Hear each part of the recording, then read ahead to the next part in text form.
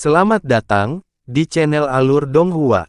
Sebelum menonton, silahkan subscribe, biar Mimin tambah semangat update-nya. Ekspresi makhluk bulan api segera berubah saat kedua hartanya terbang ke depan dengan kekuatan ganas. Pada saat yang sama, dia mulai melantunkan sesuatu seolah akan mengeluarkan kemampuan kuat lainnya. Bilah perak raksasa dan proyeksi Wim emas jatuh ke bunga teratai biru besar, dan keduanya menghilang tanpa jejak. Hati makhluk bulan api tenggelam saat melihat ini, dan dia berhenti dengan dingin. Tepat pada saat ini, bunga teratai biru tiba-tiba mulai memancarkan cahaya gemilang, diikuti oleh gelombang cahaya yang sangat besar. Makhluk bulan api cukup terkejut melihat ini, dan dia segera mengeluarkan kemampuan yang telah dia persiapkan. Cahaya merah berputar-putar di sekujur tubuhnya saat bilah cahaya merah seukuran telapak tangan yang tak terhitung jumlahnya muncul dari udara tipis. Semua terbang di sekelilingnya, membentuk tornado merah yang melindungi tubuhnya. Bulan api akhirnya menghela nafas lega, dan di saat berikutnya, gelombang cahaya biru menyapu tanpa suara. Hati makhluk bulan api tersentak, dan dia memusatkan pandangannya ke sekelilingnya saat sekelilingnya kabur. Setelah itu dia mendapati dirinya berada di padang rumput yang subur. Ada bilah rumput hijau subur yang tak terhitung jumlahnya tumbuh di sekelilingnya bersama dengan bunga liar dari berbagai jenis. Tangisan burung yang berbeda juga terdengar di kejauhan. Itu adalah pemandangan keindahan alam yang cukup memesona, dan bulan api tanpa sadar santai saat melihat ini. Namun, matanya hanya berkaca-kaca sesaat sebelum dia kembali sadar, dan berseru, "Ini adalah ilusi." Dia buru-buru mengarahkan pandangannya ke atas untuk menemukan langit biru dengan beberapa awan putih di atas kepala, dan dia menemukan bahwa tidak ada ujung yang terlihat dari padang rumput tempat dia berada. Tempat di mana Fire Moon berdiri cukup lembut dan subur, dan udara di sekitarnya dipenuhi dengan aroma alam yang menyegarkan. Ilusi ini benar-benar sempurna, dia benar-benar merasa berada di padang rumput yang luas. Merusak. Bulan api melepaskan teriakan nyaring saat ekspresi muram muncul di wajahnya. Dia kemudian menggigit ujung lidahnya sambil mengangkat kedua tangannya ke udara pada saat yang sama, dan bila angin merah di sekelilingnya melesat ke segala arah. Serangkaian celah putih diiris menjadi udara tipis. Di hadapan serangan kekerasan dari bilah cahaya merah ini, pemandangan di sekitarnya mulai kabur, diikuti oleh padang rumput dan langit biru yang menghilang. Makhluk bulan api sangat gembira melihat ini. Agak mengejutkan bahwa teknik ilusi yang tampak luar biasa itu telah dipatahkan dengan mudah. Namun, sebuah senyuman baru saja muncul di wajahnya ketika semburan cahaya hijau yang tajam meletus dari sekelilingnya. Mata makhluk bulan api menyipit saat lampu merah segera melintas dari tubuhnya, dan bilah cahaya yang tak terhitung jumlahnya muncul lagi untuk membentuk penghalang pelindung yang berputar di sekelilingnya. Makhluk bulan api kemudian merasakan sekelilingnya sedikit redup, dan ketika dia memfokuskan kembali pandangannya ke depan, ekspresinya menjadi gelap. Setelah pemandangan di sekitarnya berubah, dia berada di hutan yang dipenuhi pepohonan besar setinggi beberapa ratus kaki. Semuanya berdiri tegak, dan daun yang rimbun menutupi hampir seluruh langit. Bulan api menjadi sangat marah dan gelisah saat melihat ini. Namun, sebelum dia sempat melakukan apapun, tanah di bawah kakinya mulai bergetar dan berguncang hebat. Setelah itu, pohon-pohon di sekitarnya semuanya mulai mengarah ke satu arah, dan pohon-pohon besar yang tak terhitung jumlahnya jatuh ke arahnya. Jantung makhluk bulan api tersentak kaget, dan bilah tajam di sekitar tubuhnya segera melesat ke segala arah. Semua pohon tumbang yang tercabik-cabik di tengah kilatan cahaya merah sebelum dapat menyerang targetnya. Namun tepat ketika bulan api hendak mencoba dan mematahkan teknik ilusi lagi, serangkaian dentuman tumpul tiba-tiba terdengar. Banyak dari bilah cahayanya telah mengenai bayangan hitam yang sangat kokoh. Semua bilah merah yang mengenai objek menghilang, dan bayangan hitam melebar beberapa kali dari ukuran aslinya sebelum runtuh dengan kekuatan yang menghancurkan. Itu adalah gunung hitam yang tingginya lebih dari 1000 kaki. Aduh, makhluk bulan api benar-benar lengah, dan dia hanya punya waktu untuk mengangkat kepalanya dan membuka mulut untuk mengeluarkan bola kabut merah. Sepertinya ada sesuatu yang tersembunyi dengan bola kabut merah itu.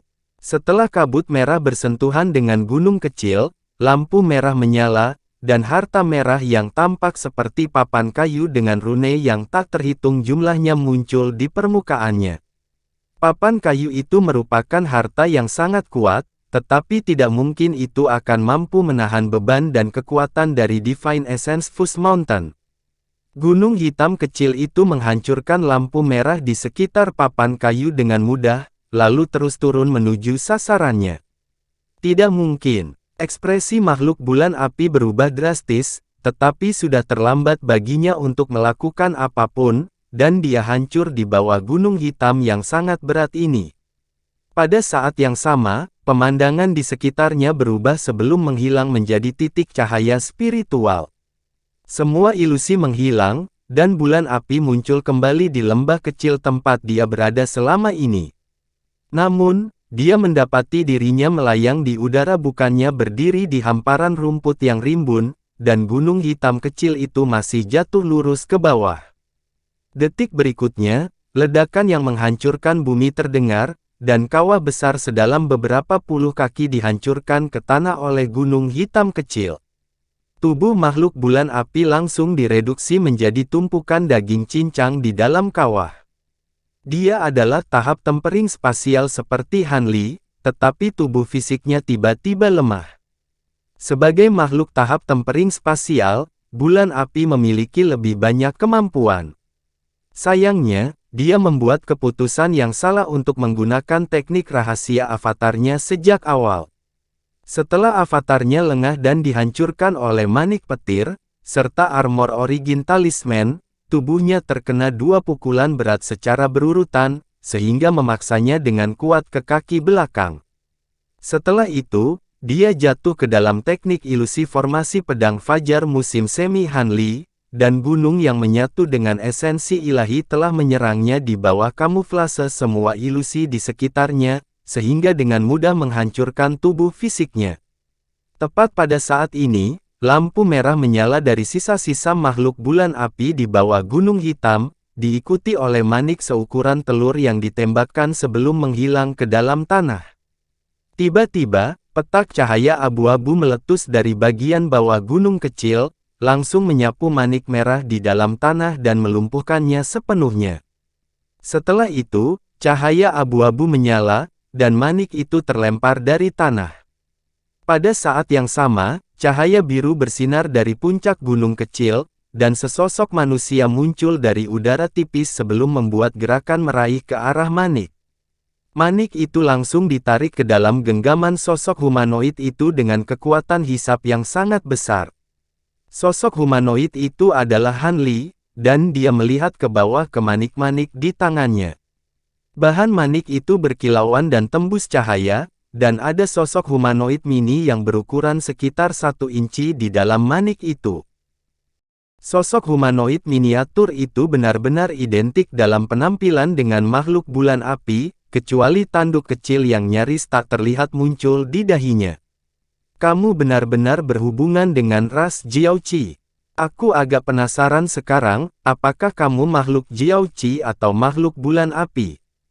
Han Li bertanya dengan senyum dingin di wajahnya saat memijat manik di antara 2 jarinya.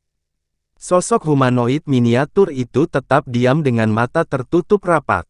Melihat saat kamu mencoba untuk mendapatkan kotak batu Gyoku, kamu pasti tahu apa isinya, kan? Jika kamu bisa mengungkapkan kepadaku isi dari kotak itu, mungkin aku bisa. Tempat. Sosok humanoid miniatur itu tiba-tiba memotong Han Li saat ia membuka matanya dengan tanpa ekspresi. Aku tidak bisa melakukan itu, tapi aku bisa menyelamatkanmu dari rasa sakit karena jiwamu dicari, jawab Han Li dengan sikap dingin. Kalau begitu, maka saya tidak punya apa-apa untuk dikatakan. Jika Anda berencana untuk menggunakan teknik pencarian jiwa pada saya, maka saya akan menyarankan Anda untuk menghemat energi Anda. Makhluk ras suci telah menanamkan batasan dalam indera spiritual saya, bahkan jika makhluk dari 3 tingkat atas ras suci mencoba dan mencari jiwaku, itu hanya akan menyebabkan jiwaku meledak sendiri, kata sosok humanoid mini dengan cibiran. Alis Han Li berkerut sedikit setelah mendengar ini, dan dia menatap tajam ke manik merah untuk beberapa saat sebelum tiba-tiba menggosok kedua tangannya. Petir keras terdengar, dan busur emas petir melintas saat manik dan sosok humanoid mini di dalamnya hancur. Han Li tidak tahu apakah makhluk bulan api mengatakan yang sebenarnya, tapi dia tidak bisa membuang waktu lagi di sini. Mungkin juga tanda pelacak telah ditanam ke dalam jiwa makhluk bulan api, jadi dia tidak bisa membiarkannya tetap hidup dan membawanya untuk diinterogasi di masa mendatang. Karena itu, dia menghancurkannya tanpa ragu karena dia tidak mau memberikan informasi yang dia inginkan. Tanpa sepengetahuan Han Li, dalam sekejap jiwa makhluk bulan api dihancurkan, teriakan kaget tiba-tiba terdengar dari dalam istana perak besar di atas pulau perak raksasa yang melayang di atas kota lampu hijau. Ada apa, saudara Tu? Pembatasan yang saya tanam di jiwa Hong Yin telah hilang. Tampaknya dia telah dibunuh, jawab seorang lelaki tua berjubah perak dengan alis berkerut sambil duduk di kursi putih. Ada tanduk merah pendek di kepalanya, dan dia membuat gerakan meraih, diikuti dengan lencana kayu biru yang muncul di genggamannya. Ada permata merah di tengah lencana kayu itu, tetapi telah hancur berkeping-keping. Mungkinkah seseorang membuka kedoknya dan dia dibunuh oleh segerombolan kultivator? Orang lain merenung. Ini adalah seorang pria parubaya yang tampaknya berusia 40-an, mengenakan satu set jubah perak. Mungkin begitu. Lagi pula, basis kultivasi Hong Yin tidak lemah, dan menurut informasi yang dia bawa kembali terakhir kali, tidak ada makhluk dari 3 tingkat ras suci di kota lampu hijau. Kecuali jika dia dikerumuni oleh banyak kultivator sekaligus, dia seharusnya tidak jatuh di kota kecil seperti itu. Alternatifnya, mungkin makhluk lain dari tingkat ras suci telah menyusup ke kota sebelum kedatangan kita. Jika makhluk sekaliber itu muncul di kota dan bersikeras saat menyembunyikan diri, maka sangat mungkin pasukan awal kita gagal menyadari kehadiran mereka, jawab lelaki tua itu sambil membelai janggutnya. Kalau begitu, sepertinya kita berdua harus melakukan perjalanan sendiri. Aku benar-benar tidak mengerti harta apa yang kita coba dapatkan yang menjamin penyebaran makhluk sekaliber kita, pria parubaya itu mendesah. Bahkan jika kita sangat dekat untuk menjadi makhluk ras suci, kita masih tidak ada bandingannya dengan mereka. Basis kultivasi kita setara dengan tingkat ras suci pertama, tetapi lebih dari 10 tetua mengeluarkan teknik rahasia untuk menyuntikkan kekuatan mereka ke dalam tubuh kita sebelumnya. Kami dapat menembus kemacetan itu. Kami mungkin memiliki jumlah kekuatan sihir yang sama dengan makhluk dari tingkat ras suci pertama, tetapi indera spiritual dan seni kultivasi kami jauh lebih rendah. Tanpa kultivasi yang sulit selama beberapa ribu tahun, tidak mungkin kita dapat membandingkan dengan makhluk ras suci sejati. Jika bukan karena kita kekurangan orang di sini, para tetua kemungkinan besar tidak akan mengerahkan kita dengan tergesa-gesa, lelaki tua itu berkata dengan gelengan kepala. Itu benar, tapi meski begitu, jika kita menggabungkan kekuatan kita, kita pasti akan memiliki peluang melawan makhluk dari tingkat ras suci pertama atau kedua, dan sangat tidak mungkin makhluk sekaliber itu akan muncul di Greenlight City, jawab pria parubaya itu dengan anggukan. Sayang sekali kami kehilangan Hong Yin di sini. Ekspresi sedih muncul di wajah pria tua itu. Saya mendengar bahwa dia memiliki garis keturunan dari ras Jiaoqi kita, serta ras bulan api, dan bahwa garis keturunan ras Jiaoqi berasal dari faksi api Anda. Mungkinkah dia berhubungan dengan Anda, saudara Tu? Pria parubaya itu bertanya sambil tersenyum. Dia memang keturunan jauh saya. Saya tidak sengaja menemukannya, dan saya menanamnya sebagai mata-mata dalam ras awan surgawi. Dia memiliki bakat yang luar biasa, dan sangat mungkin dia bisa mencapai basis kultivasi kita suatu hari nanti. Faksi api kita para tetua telah memutuskan bahwa setelah dia menyelesaikan tugas mata-matanya di ras awan surgawi, mereka akan sepenuhnya mengubah tubuhnya menjadi makhluk Jiaoqi. Siapa yang mengira bahwa dia akan jatuh pada rintangan terakhir? Ekspresi gelap muncul di wajah pria tua itu. Hehe, tidak perlu bersedih, kakak Tu. Yang harus kita lakukan hanyalah menyiksa pembunuhnya sampai mati untuk membalaskan dendamnya. Sayang sekali kita tidak bisa menanamkan tanda jejak di tubuhnya karena itu bisa mengarah pada dia diekspos. Kalau tidak, kita bisa dengan mudah menemukan pelakunya. Meski begitu, itu bukan masalah besar. Kita telah mengerahkan sebagian besar pasukan kita dari Battle Ark ini, jadi tidak mungkin mereka bisa kabur dari sini, kata pria paruh baya itu sambil tersenyum. Dengan cakram pemindah surga yang mendalam yang diberikan kepada kita oleh para tetua, kita tidak perlu khawatir tentang mereka yang lolos. Satu-satunya masalah adalah ada lebih dari satu item itu, dan kita tidak tahu apakah ras Myriad Ancien memiliki. Kita harus memastikan untuk mendapatkan barang-barang itu, jadi kita tidak bisa memojokkan makhluk-makhluk itu terlalu jauh, sampai-sampai mereka akan menghancurkan barang-barang itu. Para tetua secara eksplisit menyatakan bahwa kita harus bawa barang-barang itu kembali ke mereka dalam kondisi sempurna. Lelaki tua itu menghela nafas. Saya sangat menyadari hal ini. Kalau tidak, mengapa kita bersembunyi di sini di dalam bahtera perang ini? Kami mencoba memastikan target kami sebelum mengambil barang-barang itu tanpa memberi mereka kesempatan untuk bereaksi. Rencana awal kami adalah mendapatkan Hong Yin untuk menanamkan tanda pada makhluk yang memiliki barang-barang ini, lalu beritahu kami sehingga kami dapat memperoleh barang-barang itu. Sekarang Hong Yin telah jatuh, kami tidak tahu siapa yang memiliki barang-barang itu, menjadi sedikit merepotkan, pria paruh baya itu merenung.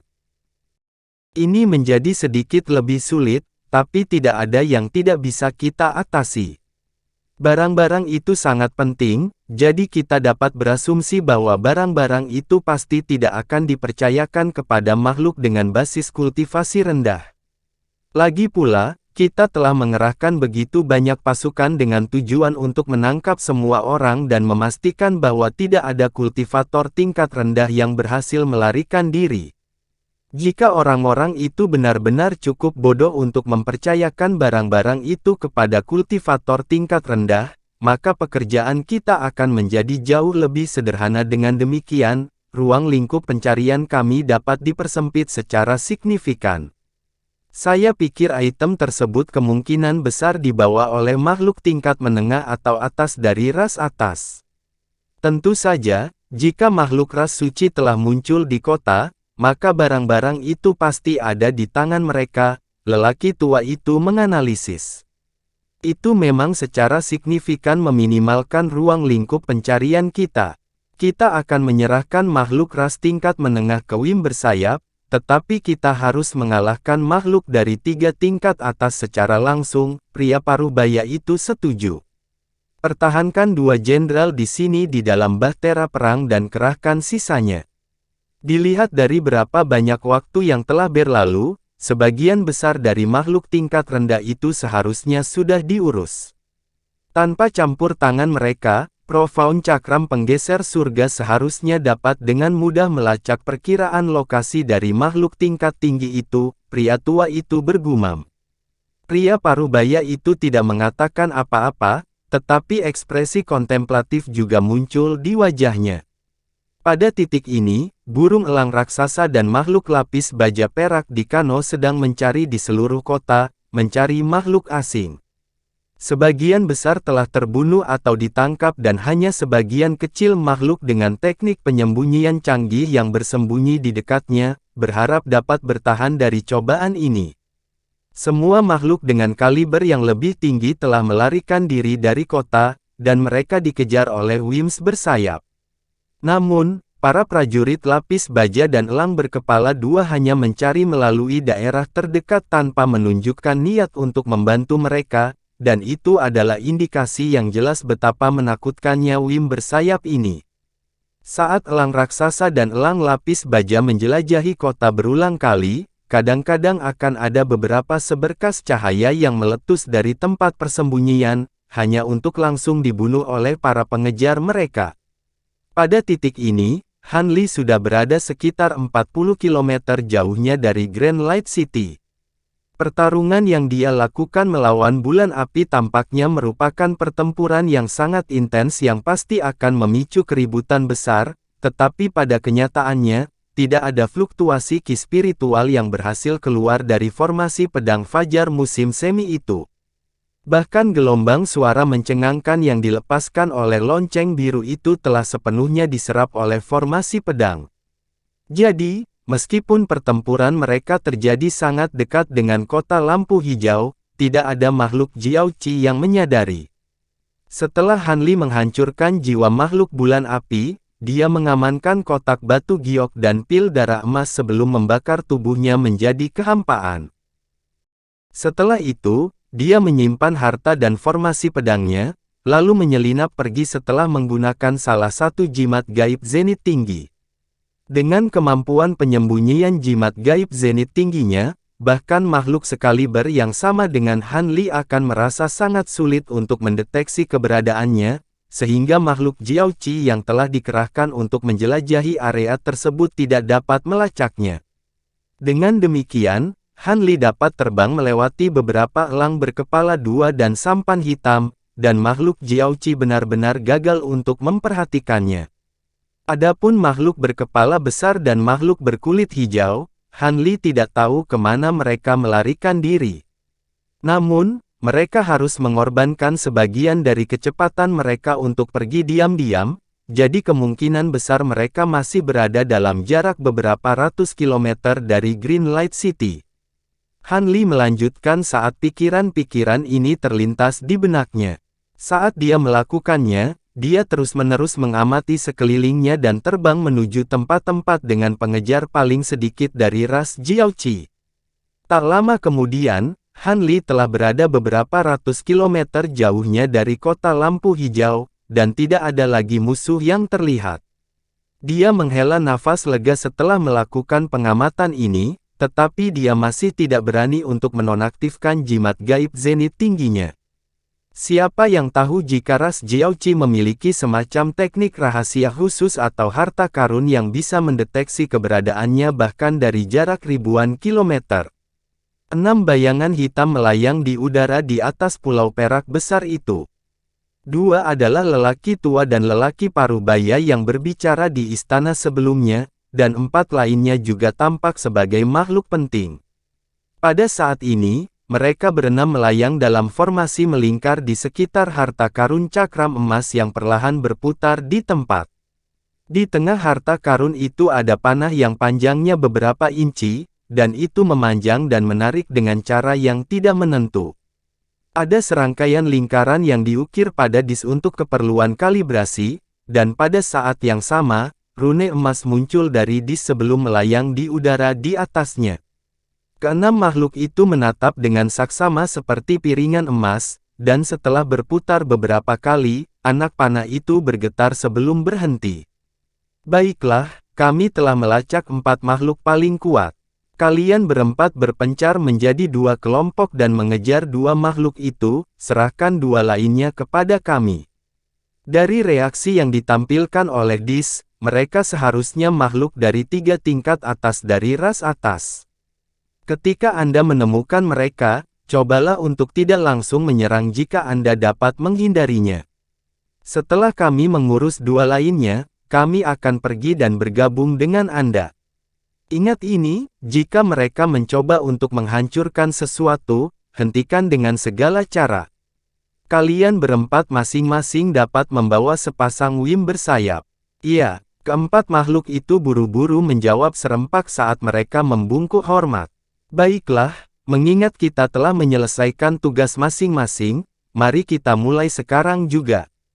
Bahkan salah satu dari 4 target terdekat kita sudah berjarak beberapa ratus kilometer, jadi waktu sangat penting, desak pria paruh baya itu. Keempat makhluk itu mengangguk serempak, diikuti oleh lelaki tua itu yang tiba-tiba menangis panjang. Cahaya keemasan tiba-tiba melintas dari pulau perak besar, diikuti selusin wirem bersayap emas tambahan yang terbang keluar. Setelah hanya beberapa kedipan, pria tua itu melambaikan tangan tanpa ekspresi, dan keempat makhluk itu semuanya melesat seperti seberkas cahaya. Lelaki tua itu berbalik ke arah cakram emas, dan ekspresi aneh muncul di wajahnya. Tiba-tiba, dia membuat segel tangan untuk mengeluarkan seberkas cahaya merah yang menghilang ke dalam piringan dalam sekejap, diikuti panah yang mulai berputar sekali lagi. Setelah beberapa saat, anak panah itu berhenti di arah tertentu. Itu tidak lain adalah arah di mana Han Li melarikan diri.